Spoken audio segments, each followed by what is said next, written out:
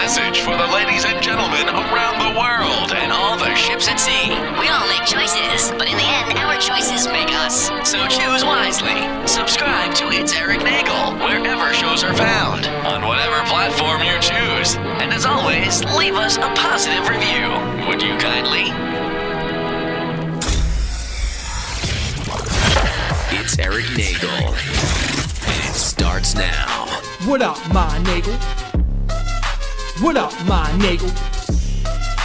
What up, my Nagel? What up, my Nagel? What up, my Nagel? Talking about George R.R. Martin, not writing. Talking Marvel versus DC, who's more exciting? Talking George Lucas's legacy, high-scoring centipede. Talking Gittle's new beef burrito recipe. Talking about Stephanie McMahon versus Sable. Talking about the Cybermen versus the Weeping Angels. Don't blink, the dialect's more deadly than you think. Talking summer ale, blueberry pale, craft beer, pouring drinks. What up, my Nagel? Deadpool 2 features Cable. Talking Funko Pop, celebrity signed a label. Talking online gaming, bitchin' and complaining. Talking E-Rock, kissing the feet of Matt Groening. Warner Brothers properties, Superman's a mockery. Weird Al concerts, Kevin Smith's debauchery. Rick and Morty fun zone. The Lego build team, can I have your attention? Possible Donkey Kong kill screen. What up, my Nagel? What up, my Nagel? What up, my Nagel?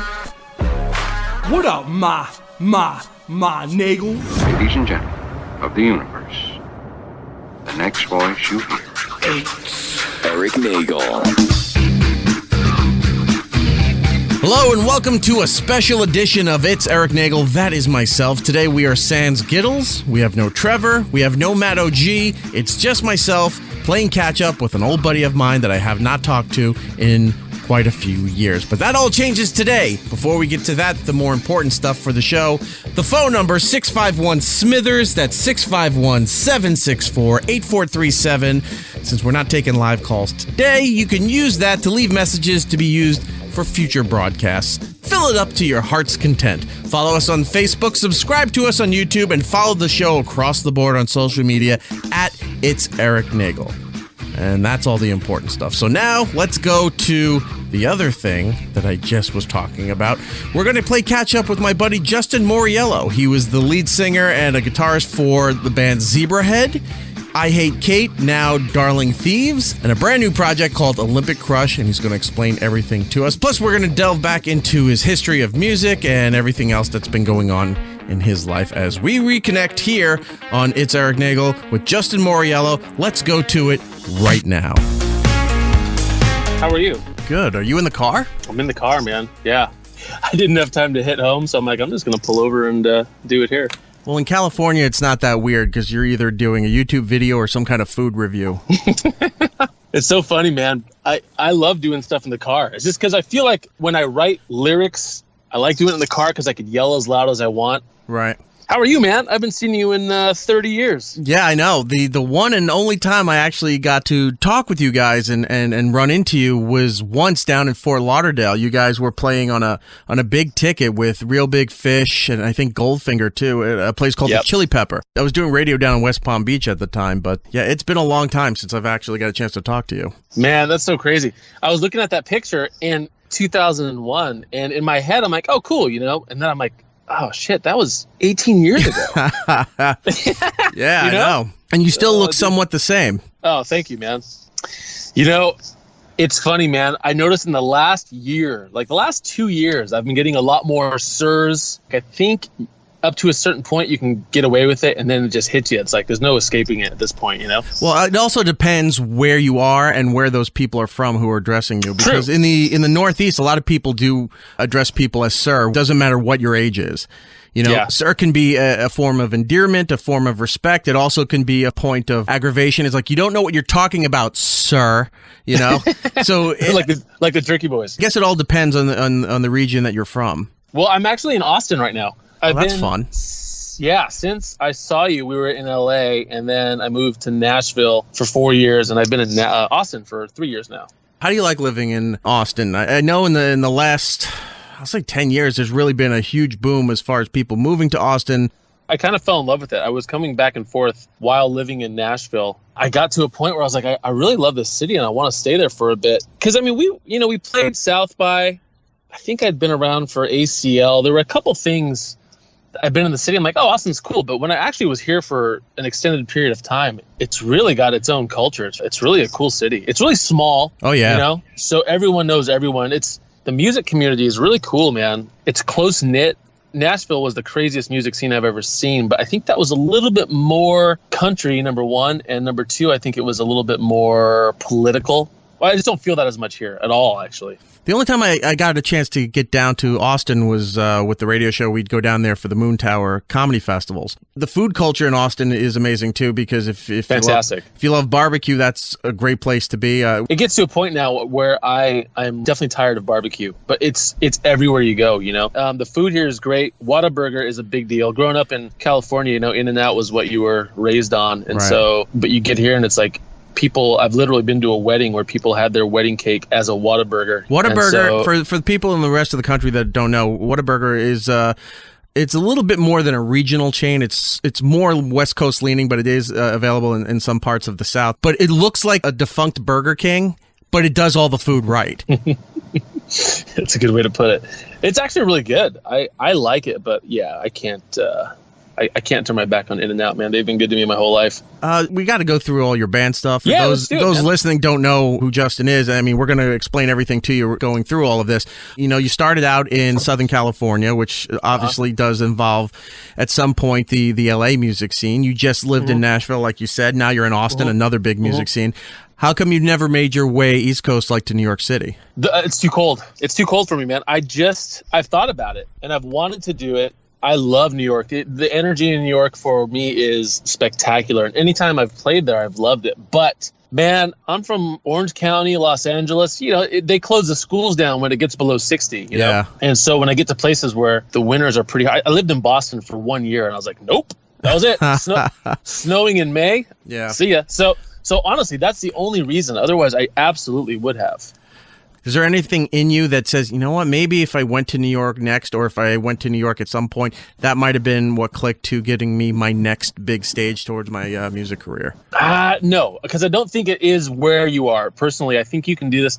I could do this in Fargo, North Dakota, really. Right. It's being accessible to a point, but really, if you have hits or if you have something that people can connect with, Portugal the Man's from Alaska, you know what I mean? I don't think it matters. In Nashville, I kind of went into a different direction. I was trying to just expand, and I wanted to write with bigger writers. I wanted to write with country artists and just try different things I've never tried. There's so many. I was kind of all about a certain style of music for so many years. I just wanted to branch out. So I feel like Nashville was something I needed to be specifically in Nashville. But even being here in Austin, I'm like, yeah, it's got a great music scene, but I don't need to be here. I could be doing this in an RV in the middle of the desert somewhere. I really believe that. It's really interesting the time that we're in right now, where technology has made it possible. You don't really need to be where everyone thinks you need to be anymore. Like, you can record professionally as a musician. You could build an entire professional studio for much less than what it used to be in your own house. You could refurbish your garage, your basement, whatever you're doing. Same thing with TV and radio broadcasting. You just spend a little bit of money. It's not that expensive to build a professional quality studio, and then you can be wherever you want to be, and you don't have to be sitting in a radio station in this particular market just to broadcast to that market anymore. Yeah, I agree 100%. I actually have been producing an artist out here in Austin, and we do it in my bedroom. I have a mic. Looks like it's the same mic that you're using. It's $300-400 for the mic. If you have a nice interface or maybe a nice preamp and Pro Tools, I mean, that's really, you can get by making great sounding stuff now. It's so accessible. It's so easy. Honestly, some of the records I've done that did well were in somebody's bedroom, and we were doing vocals, and we wanted to create a little vocal booth, and we made it with a bedspread. You just make do with what you got. Oh, yeah. It was great. It sounded incredible. Back in the late 90s, man, I mean, we would have these big budgets going in to work with these big producers, and right. There's a certain benefit if you have that accessibility or that budget from a big machine pushing you. Great. I mean, take it, but you definitely don't need it at all. Remember the first time you saw a Pro Tools rig back in the mid-90s, right? How expensive one that was, because it was a self-contained computer like Apple Macs used to be. But then all the add-on components were super expensive. Like you had to hope that somebody in the studio either had a edit version of it or stole it from a company that they work for, or if you could do it at a major company that paid the licensing for all these plugins. And nowadays people are just doing it off their phone through apps. It's so easy. And I think that's why there's a lot more to listen to. People can release things so much easier. And so now there's a lot more artists being able to put their stuff out. You don't have to depend on a label. You don't have to depend on the things that you used to have to depend on. I remember that first time we used Pro Tools. I remember the first record we did was with Howard Benson, and we used reel-to-reel, man. That's it was just wild. But after that, we started using Pro Tools. Well, let's talk about where you got your start. You grew up in Southern California. When did you decide to pick up the guitar? Was this something you wanted to do or something your parents made you do? No, my mom made me. So I was 11, and she made me take guitar lessons, and I did not want to do it. I told her I never want to take guitar lessons again. I hated it. And then something clicked, man. I don't know. I remember one of the first songs my teacher taught me was a Julian Lennon song.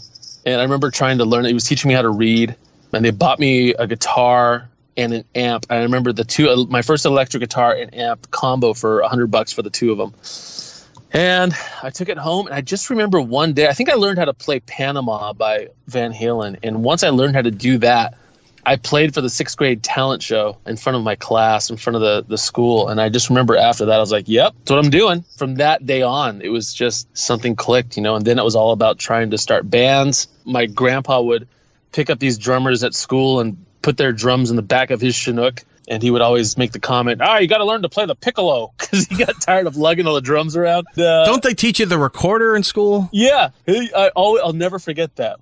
And then he would always say, as soon as we're done, silence is golden. He was so awesome, man. We'd get these guys, this was in 7th grade, and they'd come back to my garage and we'd play. It felt so awesome to actually play with a drummer. And then we found a bass player. And I kept auditioning singers because I couldn't sing. I didn't know it. I just got tired of auditioning singers because it was just, I never really found anyone I really liked. And then I think that's when I first heard Nirvana, and I was like, oh, dude, I can do that. It was a different style. It wasn't exactly like Pavarotti or, I was like, I could do that. So then I started singing. Then at that point, I was like, oh, this is great.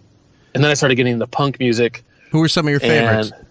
At that time, Descendants and Green Day were like royalty to me at that age, man. I mean, I just grew up listening to, I probably played that Kerplunk record. I still get nostalgic even anytime I hear it. But that's what really inspired my songwriting. Before that, I wanted to be Yngwie Malmsteen. I wanted to be a guy that was just a shredder on the guitar, and I was trying to learn theory and different ways that I could tap and play as fast as I could. And then I got to a point where I was like, I'm not so into that now. I would rather write cool songs. And then I just started playing bar chords. So I went from learning all these crazy scales and Mixolydian crap, and then I was like, nope. GCD, done. There's a video online by this Australian group called Access of Awesome, and they did this feature years ago on Australian television, and then when it went up on YouTube, it went globally viral. It's called the 4-Chord Song, and they play like 40 different songs in the same 4 chords. It's just adjusting the beat tempo. Yep. And they showed the caption on the bottom when they switch songs. They would tell you which one it is, and the audience is going crazy. They're like, oh my God, every pop song is pretty much these same 4 chords. It's all the same. We used to do the exact same thing in Zebrahead. We do that live. And I remember playing 4 chords and then doing several different songs. And it was always such a fun part of the set because the crowd always got a kick out of it. But I've seen that video. I know what you're talking about. There's certain things that just work, and it's just different variations, even lyrically. How many songs are about love, but how many different ways can you do it? A lot of them aren't reinventing the wheel, finding chord progressions that are different. I mean, there's just some that work, but it's just your own way of expressing it. So punk was your influence for at least for writing. Yeah, definitely. And then you figured out on your own pretty much that, hey, I could do this singing thing. I'll give that a shot. Yep. When did you find people that were serious about putting together a band that were actually making the commitment to do this? That's a great question, man. That's hard, man. That's like dating. You date people and you're like, oh, I really like this about this person. And you're like, oh man, I don't know if I can actually live with this person. You find these musicians like, oh, this guy's great. But when we go on the road, he stinks up the van all the time. And, he's puking all over the place 24/7. There's certain things. I went through so many bands and so many guys And a lot of them were close. Like, oh, this was close. But a lot of them didn't want to commit. A lot of them, it was just, this is a fun little hobby. Right.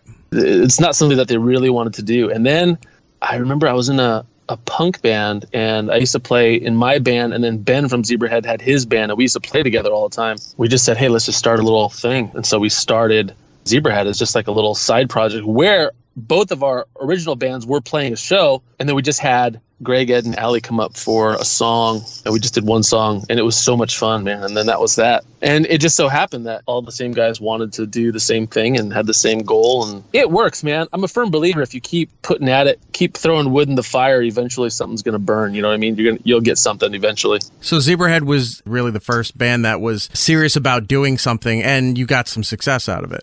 Yeah, well, I think the one before that, the one where I was playing, it was called Once There. That was a band that I listened back to, and it's just fun, man. Listen back to, I mean, I think it was 18, 19. Yeah, I think that was pretty, the guys were pretty serious in that band too.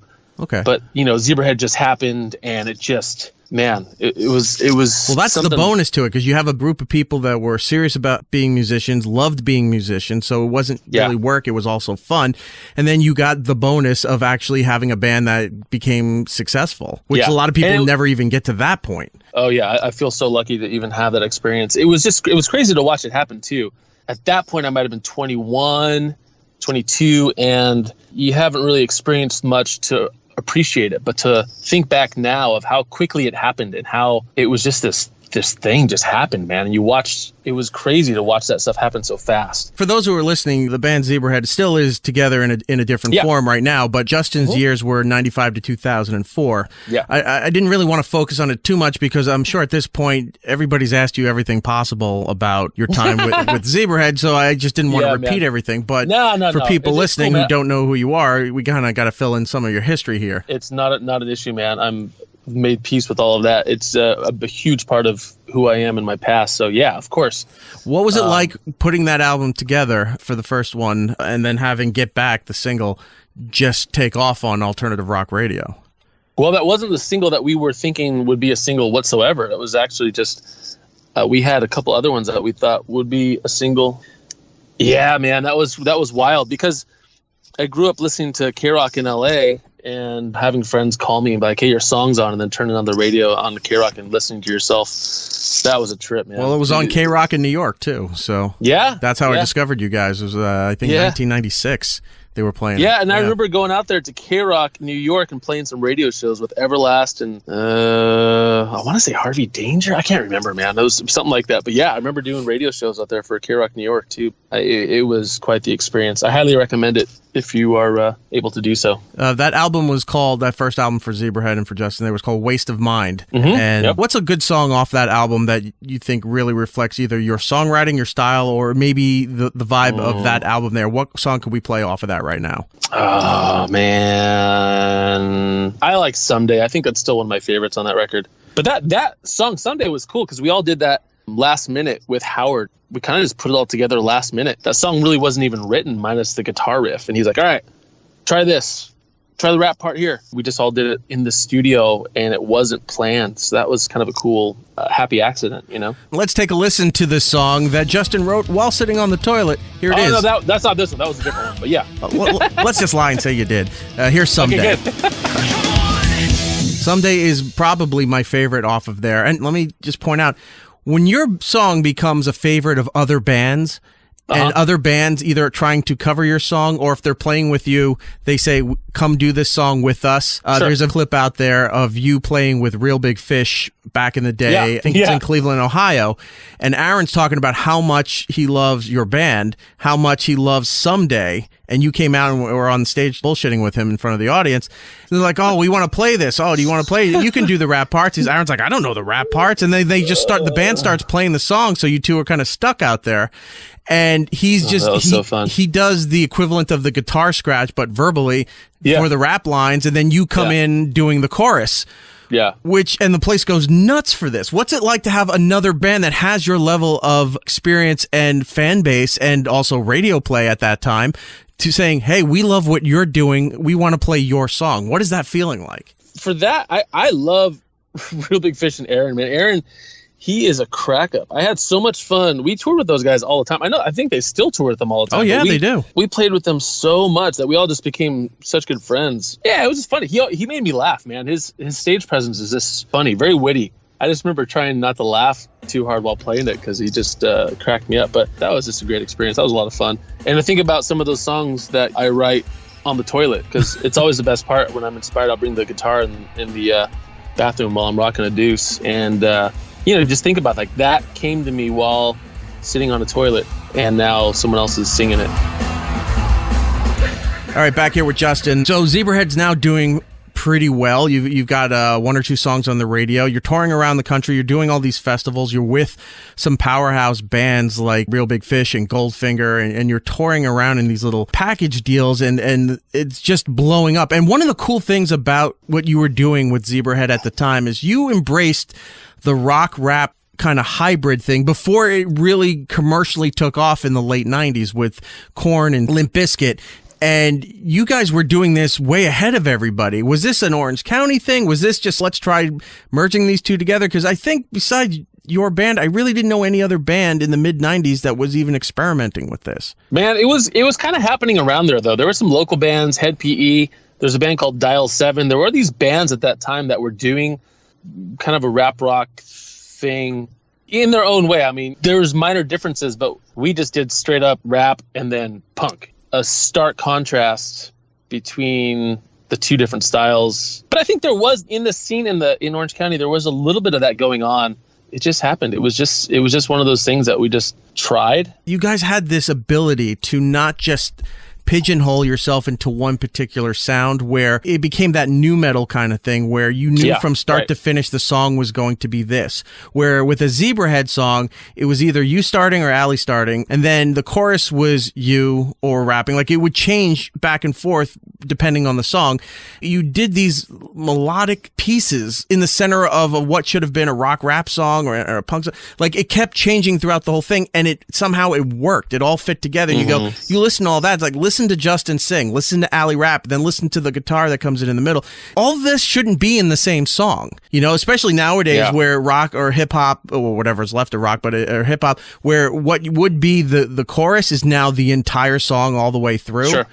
Yeah. You had too many elements in one song by nowadays standards, but back then it's like it just somehow it worked, and I still don't know how you did it, but you did it. Yeah, I have no idea too. And I remember thinking that, I'm like, man, is this just too much in one song? Because Greg would come up with some reggae sounding guitar part or something that, what the hell, how is that going to fit in the song? Even getting a pop chorus or something, and just how it blends. And yet, like you said, it worked. I think that's what made it, man. I think everybody had a really cool part. Ben's bass lines were always interesting to hear, and Greg's solos were, the guy's just a beast on the guitar, to the changing of the vocals, and it was interesting. I think it all worked. You got all these people tugging and pulling to like, well, hey, it should go here. Well, it should go here. Well, let's try this, and let's see if this fits. And then at the end of it all, you look at it and you're like, well, this worked out great. Then you move on to Playmate of the Year, which the album and the song came out in about 2000. Hold on one second. You here, sir? Yes, sir. Uh-huh. You call 911? I did not. Okay. Is there anybody else who lives here? Yeah, there's my roommates are there. Okay. Maybe one of your roommates. One of your roommates drive a Mazda? No. These are their cars right there. It's this one right here, and then it's that truck. Okay. I'll check the call, make sure. But I'm pretty sure. Okay. That's the one, yeah. Is it? Mm-hmm. Huh. All right. Thank you, sir. You got to go? Somebody called 911 from our house. That's funny. But nobody did. Oh. They asked if there was a Mazda, and I don't have a Mazda, neither does my roommate. No. That's funny. All right. Well, all right. How often does that happen in an interview? I know, right? I saw the cop coming up. I'm like, this can't be for me. And he stops at my car. I'm like, all right. At least he wasn't asking you, like, are you casing the joint? Well, I'm sitting here with my phone pointed at the house. Yeah, exactly. Yeah, maybe this does look suspicious. Well, Playmate of the Year, we'll try it again, came out in 2000, and the song and album, both the same. But this elevated you to another level where now you're starting to get TV exposure, because one, Playmate of the Year ties in with Playboy Television for the music video. And then this was also when you did your appearance on Late Night with Craig Kilborn. Right. Now you're getting TV exposure. What's that like? Awesome. That was so fun, man. I love doing hold on. Sorry. Oh, sorry. That's all right. Mystery live here? No. No? No. Timothy?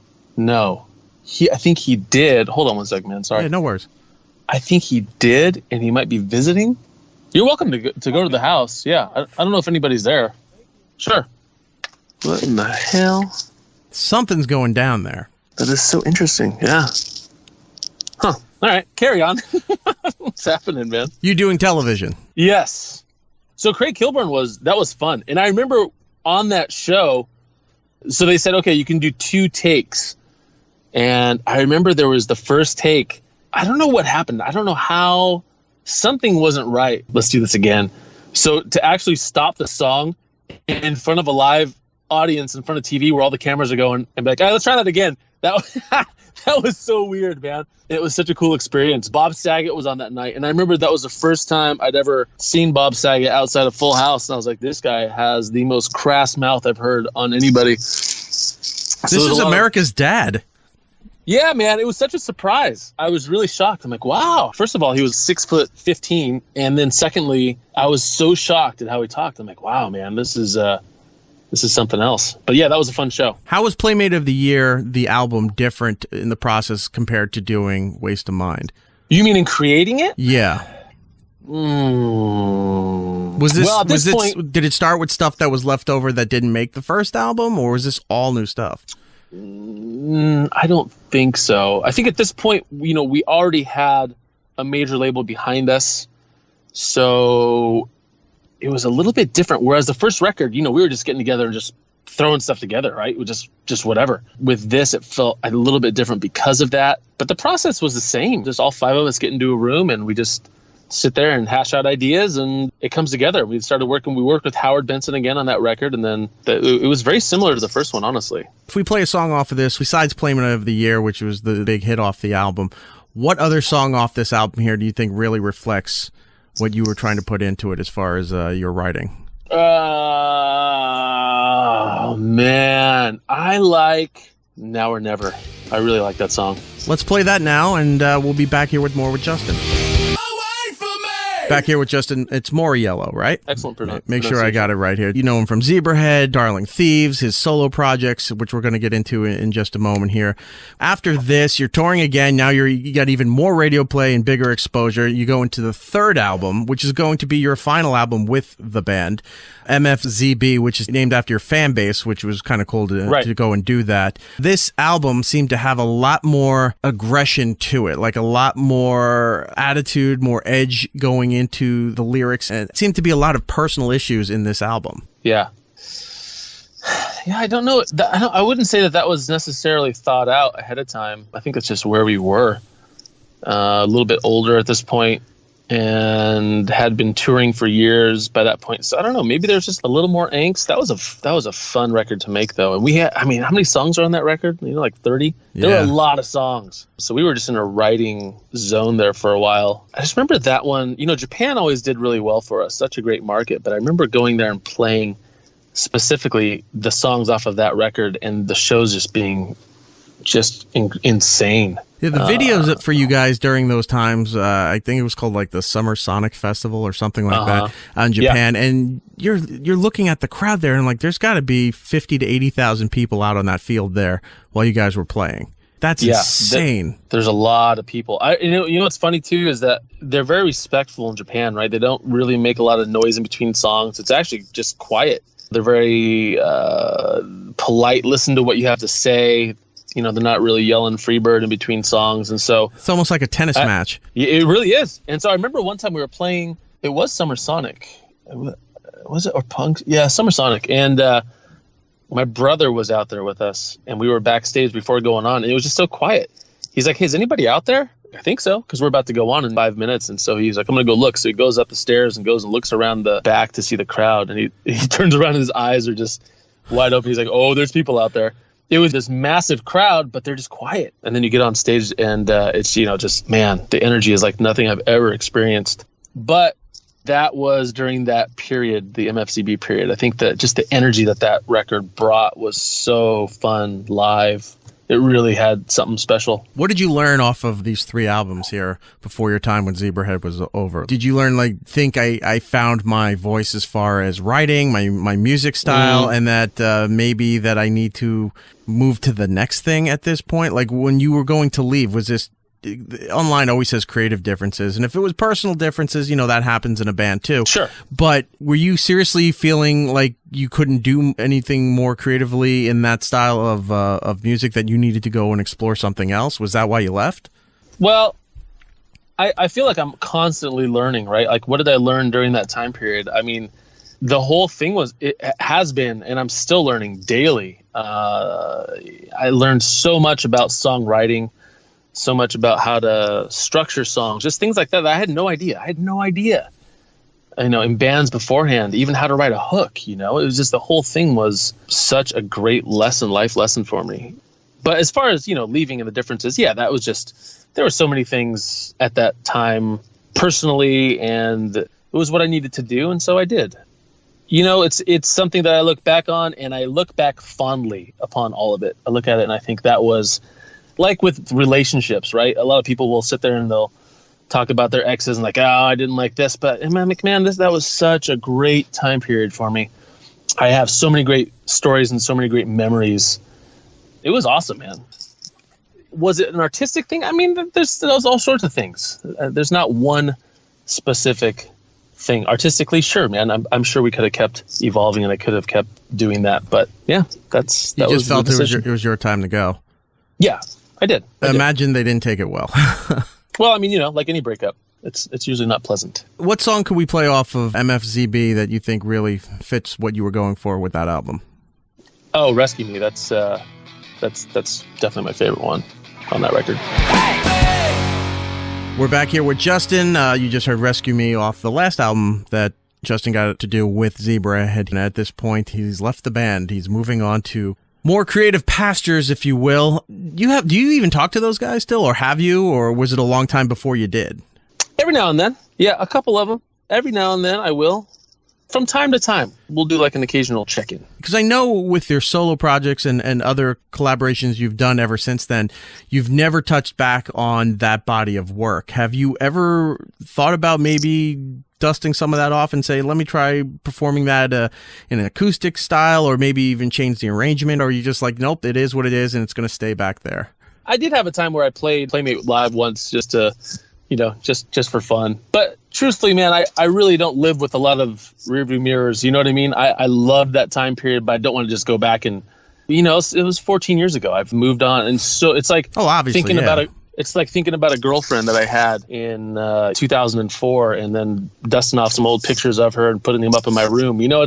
Sure, I respect what that was, but I feel like going back and revisiting that to that level would be a little, it wouldn't feel natural. A little detrimental to your process? Yeah, I guess I just don't go there. Have they ever invited you out one time and say, hey, we're going to be in the same area that you happen to be in. Would you like to come join us for like a one-time thing or something? You mean like to go out and play? Yeah, even if not like a huge festival thing, but even if it was a small theater setting or something they were doing, did they ever send you an invite and say like, hey, why don't you come join us for the night? Or No, that hasn't happened. A lot of people still, even to this day, it's been so long, but people are passionate about wrestling, about TV shows, about music. Yeah. They always want to see the stuff that they loved back at the period of time that they loved it somewhere come around again and do, even if it's just a drive-by kind of thing, they just want to see it one more time. Would that be something you'd ever entertain if you guys ever got back in the same room, like, let's do one more song, or at least just perform live one more time? Oh, I always... Yeah, I'll joke about it with one of the guys in the band about getting the original lined up together and playing a show in Japan or something. Man, I think that'd be so much fun. But man, I'm always open to anything. I think it's a matter of getting together and having a big group hug, having a big group cry, right, and then just saying like, hey, but would that actually happen? I think it's unlikely. Okay. Last question. Would I be open to it? Sure. Last question, and I'll move away from the Zebrahead stuff because I want to talk to you about Darling Thieves and the covers album that you did, which I really loved. Last question is this: a few years ago, the band went back and re-recorded a handful of their old songs that you wrote and that you sang on. and they redid it with their current lead singer. What is that? Do they ask your permission, or did it just happen and you found out about it? Like what was your response to seeing this being done?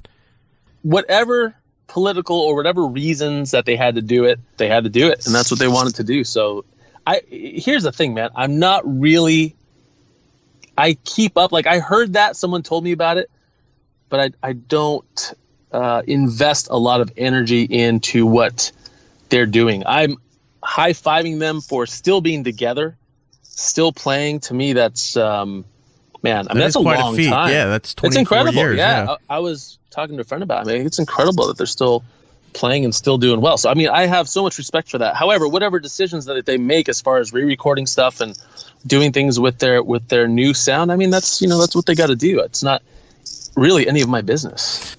Yeah, it's not my business. You mentioned Van Halen earlier in the conversation here, and there's a lot of parallels to Zebrahead with Van Halen, which you would think, how are they parallel? It's this way, where there was the David Lee Roth era and then there was the Sammy Hagar era. They were essentially two different bands.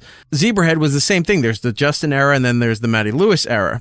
Now, Van Halen never had Sammy Hagar go back and re-record the David Lee Roth songs. Maybe they would perform a couple of them live, which you're expected. You still got to play the hits for the audience that loves you. But to go back and re-record that stuff is a whole nother level. So to see the parallels between Zebrahead and Van Halen, and then Zebrahead going, nope, we're going to go one further. Wow, I've never in the history of music saw that happen. Yeah. Do you at least get royalties from it? I still get royalties from those things. The thing is, I don't know what they're thinking. I don't know what goes on in their minds and in their conversation. So, I have no idea. I couldn't answer that. Well, moving on then, away from all of that. Some time goes by, you're out doing your own thing, and then you start a band called I Hate Kate, which had to have its name changed legally because the story's funny, because you've been very public about it. It was about an ex-girlfriend, and she wound up leaving a voicemail on your answering machine, which you then put that out online too, which was, God bless you. That's just funny for so many reasons. So you legally had to change the band to Darling Thieves, but you kept the music the same, which was fine. I found that Embrace the Curse, and God bless the suggested bands when you're part of a music service. Or like, if you like this band, you'll love this band. I'm like, what is this? And it turned out to be your band, and I loved Embrace the Curse, and I even loved your cover of Coming Home, Major Tom. Oh, cool. Thanks, man. It wasn't even a power ballad song from the 80s, it was a new wave style song, and you turned it into a new wave / power ballad with your version of it. Yeah, it's funny. We did this tour with Social Distortion in Canada, and there were a couple people there that were I Hate Kate fans, but for the most part, we're playing to Social D fans, who, by the way, if you're opening up for Social Distortion, man, you got some work cut out for you, man. Oh, yeah. I'm not going to say that they're the easiest crowd I've ever had to win over, but you can win them over, believe it or don't. And that song always got it going. So I always like to kind of strategically place that song like third in the set. The first two, you just know you're going to get pelted, and you're going to be earning your money, right? I think Social D is one of the few bands of that genre that are difficult to open for. Because I'm thinking like No Effects, if you're opening for them, that audience that is really difficult. Outside of that genre, the Juggalos for ICP. Yeah, which, believe it or not, man, we toured with the Cottonmouth Kings for years. They're out of your area too, right? Out of South. South Orange. But they're all affiliated with the Juggalos, so we had a chance to open. I think so. I got some good practice opening up for people that really don't want to see you play. And we also opened up for Deep Purple, one of the first shows we ever played at the House of Blues in LA. I still don't understand how that happened. It was a sold out show with all these older biker guys with Deep Purple license plates thrown up in the air, and I remember saying, "Hey, are you guys ready to see Deep Purple?" And they all started cheering. I'm like, "Tough shit, you got to listen to us first." And I thought it was funny, right? And we were getting booed. That was the first time I've ever had a 1,000-seat room sold out booing loudly. Well, you should have just started up with dun dun dun. And I remember looking over at some of the guys, they're just like shaking their head at me like, "Oh, dude." And I was like, "Oh, come on, that was fun." That was a tough Social D, man. That was a tough, but it was so cool because that was one of the first shows I ever went to. I was 14 and saw them at the Palladium in LA. And I mean, I've been such a fan, and to have Mike ask us to go out with them. And I remember seeing him backstage walking up the stairway, just ran into him.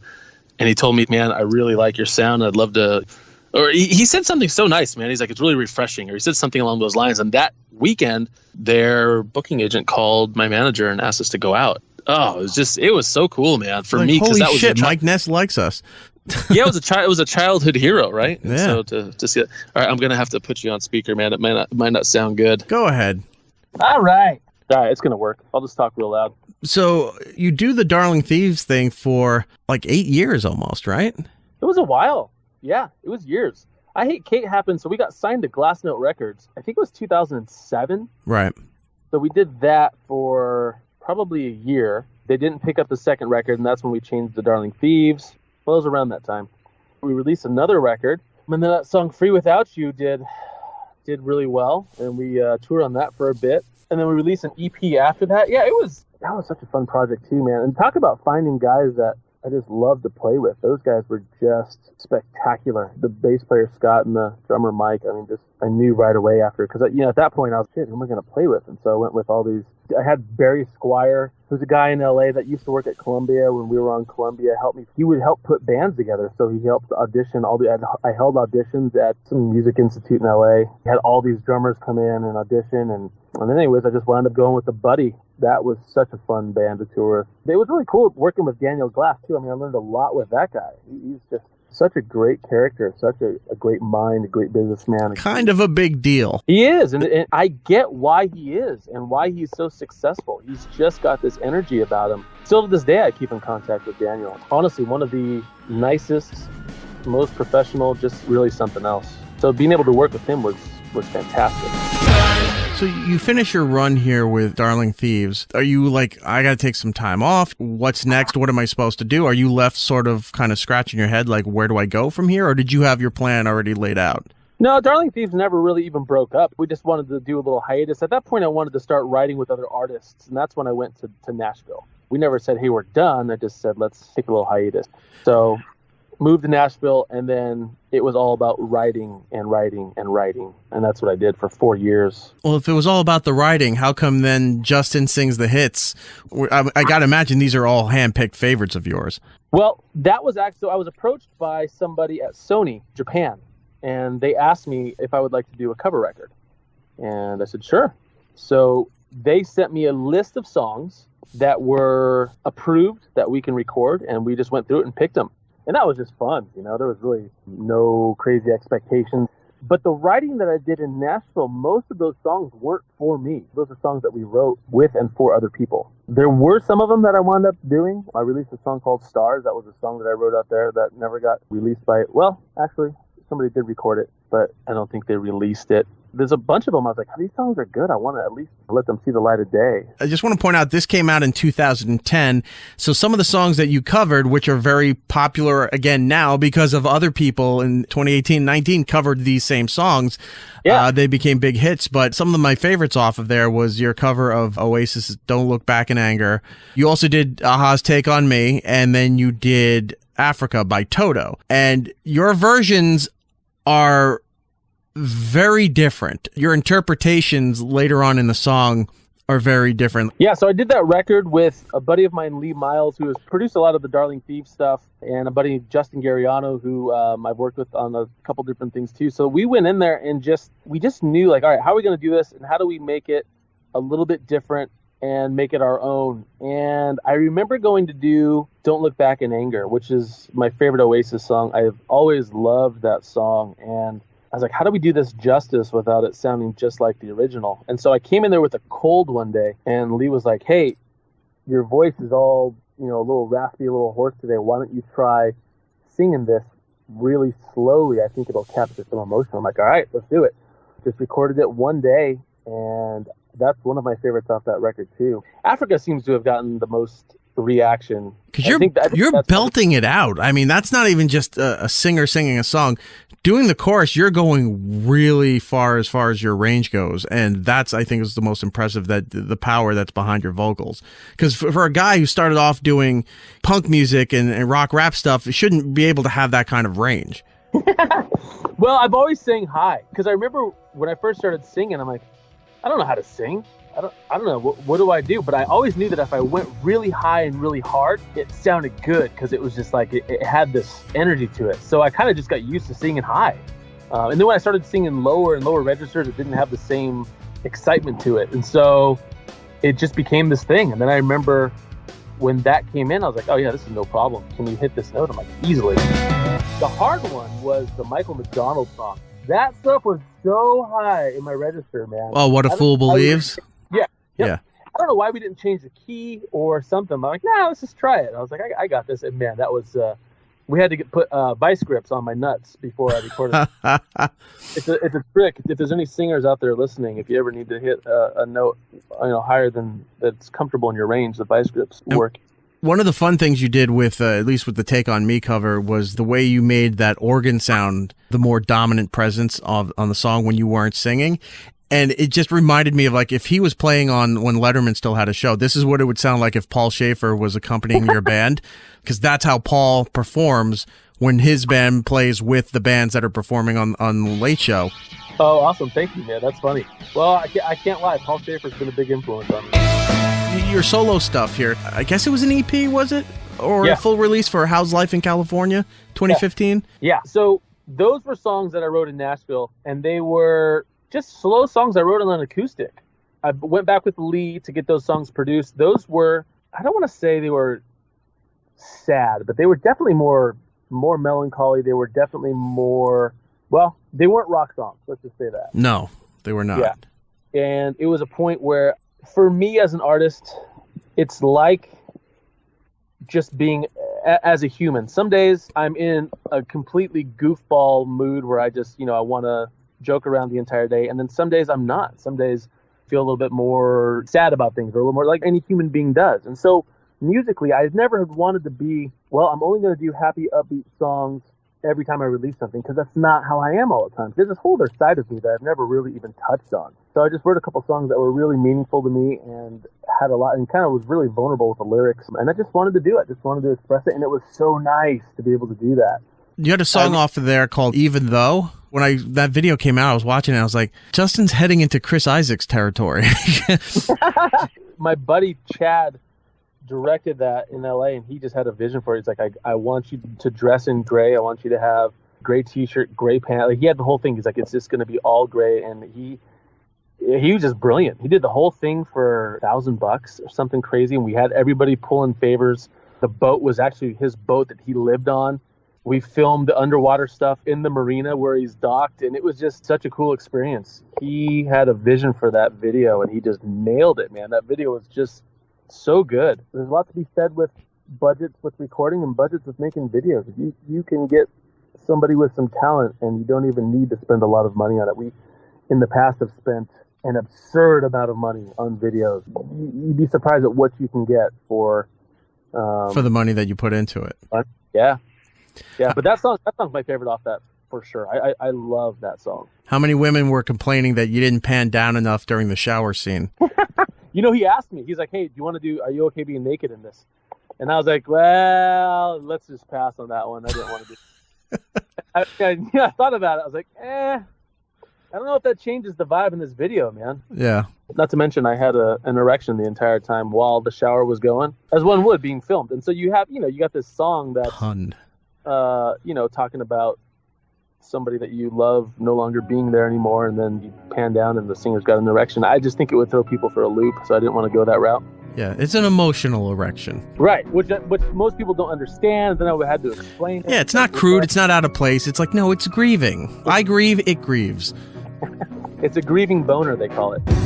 What are you working on right now, Justin, now that you're in Austin, Texas? What's coming up for you? I've been spending a lot of time producing a couple of artists. One of them is a really good friend of mine who we've become very good friends through this whole process. The guy's just a talent, and I love his music for the fact that, A, I think they're great songs, but B, it reminds me of like the eclectic style that I love. He's got some songs that have a lot of funk to it, and then all of a sudden it's got a little heavy part, and then it's got a little dancey part, and then it goes to something that's just kind of disco-y. And I don't know, man, it excites me. So I've been working with him. And then I've also got a couple songs I've been working with a producer in Denver working on some other new songs of my own too. So, I released a couple songs under the name Olympic Crush. I put 2 songs out with that, Mr. Eager and Stars. Mr. Eager is like a dance, but it's rock. This bass line that my bass player Scott wrote, and I was like, dude, that bass line is so good. And so I wrote a song around it. And the funny thing is, I wrote 2 different songs with that exact same bass line. I almost wanted to release both of them just to say, like, hey, this is what you can do depending on the mood and depending on where you're at. You can have the same music and then have a whole different song over the top of it. You got to be careful that you don't have a John Fogerty situation where you've plagiarized yourself. You have 2 songs out with the exact, the same bass line, same music, everything. You just change some stuff in it, and then all of a sudden you find out that you're suing yourself. I would definitely sue myself, too. I would definitely sue myself and win. Sue everybody. Do you remember the Jerky Boys where you wanted to sue everybody? We know Johnny Brennan. He's in time to time. Get out of here. Do you really? Oh, yeah. If you come to New York, I'll bring Johnny up. Dude, that's worth the trip on itself, man. Those guys molded me as a human being. I think 90% of who I am today is because of the Jerky Boys. The other 10% is from What About Bob. Thank you for mentioning the charm of Lake Winnipesaukee, New Hampshire. What About Bob? If I encompass my humor to this day, I was like, yeah, it's those 2. Maybe a little bit of Strange Brew in there, but that's really it. That could be also in your next video where you kind of mimic the front of the boat like Titanic, but it's Bob tied to the mast and you're yelling, I'm sailing. Sailing. Keep sailing, Bob. Yep. Yeah. Talk about wishing that you can hear somebody get together and make another record. I always wondered why they don't make any more Jerky Boys records, man. Those things were so good. He talked about it. I'll find the interview and I'll send it to you where he talked about it, where it just got to the point where he was starting to do voiceover work for Family Guy and a few other things. And he just kind of moved on from it. But he still loves it. He'll still talk the hell about it, and then dealing with Kamal as well. Yeah, once in a while, I think he'll dabble in it, but he hasn't really put any solid effort into doing more Jerky Boy stuff yet. Ah, man, I would love it. And isn't it amazing, though, what they started? Oh, yeah. Even from there, going to Crank Yankers to, all the different prank shows. Even there's this dude named Onage Pranks. I don't know if you ever watch his stuff on YouTube. He's hilarious, man. He's a voice actor, but it's all prank calls with his different voices. And I look back, I'm like, this is all, to me, stemmed back from these guys that really made that commercial thing. And now people are making livings off of crank calling people. If you really love crank call stuff, and if you want to go a step further back before the Jerky Boys, let's do it. Look up, I think they're all on YouTube now. You can find it. It used to be just like the Jerky Boys, an old cassette tape of people passing these voice recordings around where these guys would call this bar, I think it was in Jersey City, called Tube Bar. Red. Yeah, the guy's name was Red. And yep, I remember that. Those calls are what they based Moe and Bart on The Simpsons. Those Tube Bar calls where, in the early seasons of The Simpsons, Bart would prank call Moe's Tavern. That was supposed to be sort of an homage to the Tube Bar calls. So for those of you who haven't, if you look up the Tube Bar calls up on YouTube or wherever you find audio there, listen to those. Those are the ones that really started the whole fascination of independent prank calls. I love that, man. Yeah, I heard that a long time ago. I got to listen to it again. Justin, before we go, what's one question that in all your years of doing all of this, nobody's asked you, but you thought maybe somebody would have asked you at some point? Oh, man, that's a good question. I need a couple days to think about that one. That no one's ever asked me? Yeah. Probably, I feel like most of the good ones I've been asked. Probably where is one of my favorite places to get massaged at? That's probably one of the best. Because, Erik, I'd like to say there's a lot of things that I do. Right. I love music. I love animals. I love listening to Audible while I drive. There's a lot of things that I really love doing, but massages, oh man, it is. I've been sober for a while now, and that is my new alcohol, right? It's my new way to relax, my new addiction. Do you like a hot stone? Are we talking a deep tissue here? Do you go for the stretching? What do you do? Nope, no stretching. See, so I used to go to this Thai place, which an ex-girlfriend used to love. She actually was a massage therapist, thinking, oh, hey, I just won the jackpot. You know how many massages I got in the 4 months, the 4 lovely months that we were together? 0, because they don't want to. They don't want to. It reminds them of work. Yeah, 0. Yep. Not even like a little scratch or nothing. I'm like, oh, this is bad. This is really bad. But she used to love going to this Thai place, and they would stretch the hell out of you. I'm like, listen, this is not to me relaxing or a massage. This is like I'm training to be a gymnast. Oh yeah. I feel I'm doing more work here, so still stretching is out. Okay. Hot stones are fine. Hot stones I like. Do you add on the reflexology to your massage package? Yeah, I got to do the reflexology. Now, some people Well are like, done. hey, do the full release. And there's a time and place. Full release is fantastic, but I don't recommend it for this simple reason. You're going to sacrifice a lot of the quality of massage Yes. for something that you can do better yourself and faster. So I recommend, if you need the release, that you find a different avenue, because it kind of cuts into the actual massage. Right. You know? But I actually fell in love with Massage Envy, and I'll tell you why. It's fantastic. The price is great. Yep. And they're all over the place. So no matter where you are, there's always a Massage Envy. You There can is. always, they're legit, they're clean. You save a And- lot of money for the monthly membership. Yeah. Oh, yeah. And I refer all my friends, so I make sure to get that free massage. Yeah. But in my travels all over the earth, I have tried to make it a point to experience the massages in different parts of the world and how different they are. Man, it's been a treat. Some of the weirdest ones have actually been in very upscale hotels and resorts. Yeah. Like if you Yeah. go away for a vacation somewhere in over in say in the South Pacific or down in the Caribbean or something like that, and you're staying at a really nice resort, they always have stuff in the room like, check out our spa and all these different packages, and then you walk in there and there's like an Asian gazebo in the center of it. Like, how did they get that in here? And there's fire pits going, or they've got the coals that do the steam. In the room, like they come in, they set the whole thing up, and you're walking into almost like a rainforest with the humidity that's down there. But, if you don't mind that and the weird incense, and it's very relaxing. And then half the time you fall asleep and you don't even realize that they were done. You wake up and you're like, wait, everyone's gone. Oh, my session's over. Okay. Yeah.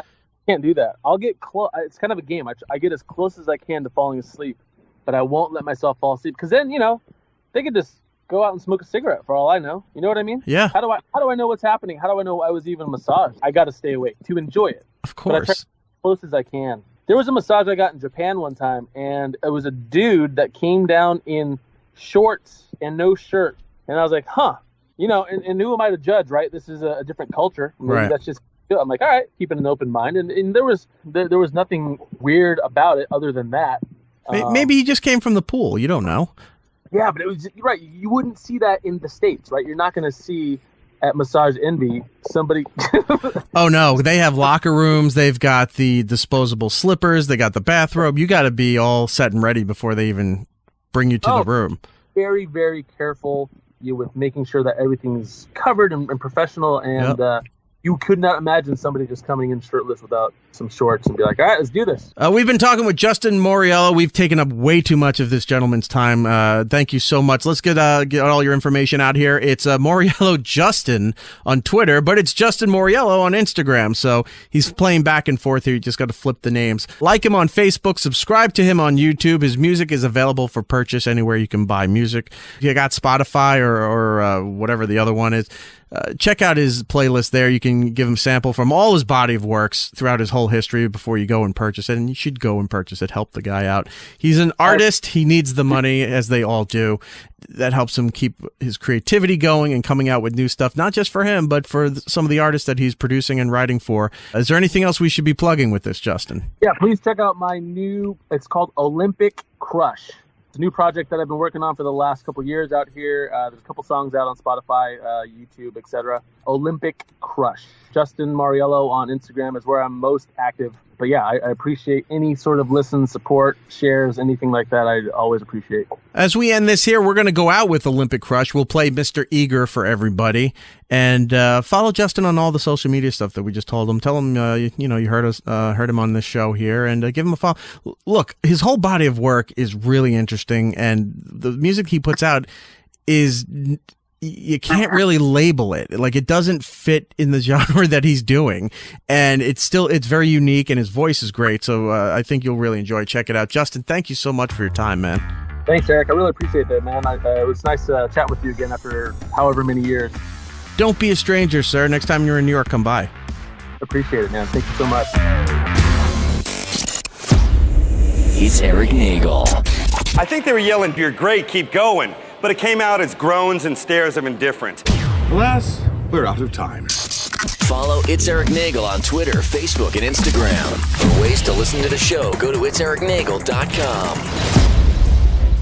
And remember to tell 2 friends, so they can tell 2 friends. And those 2 friends can tell 2 friends. Well, you know what we mean.